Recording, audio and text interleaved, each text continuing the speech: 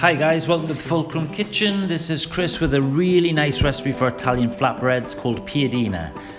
You'll need to get all your ingredients together and add them to a mixing bowl.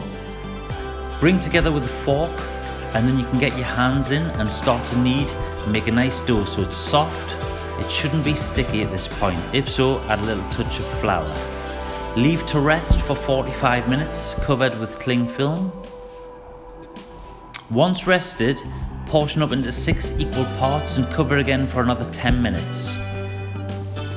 Then simply roll them out nice and flat and round, 2mm thick, and add to a hot skillet pan until bubbling and golden, and flip over till it's the same on the other side. Then simply add your favourite fillings such as tomato, mozzarella and basil, or you can simply chop them up and use them alongside some lovely delicious dips. That's Piadina.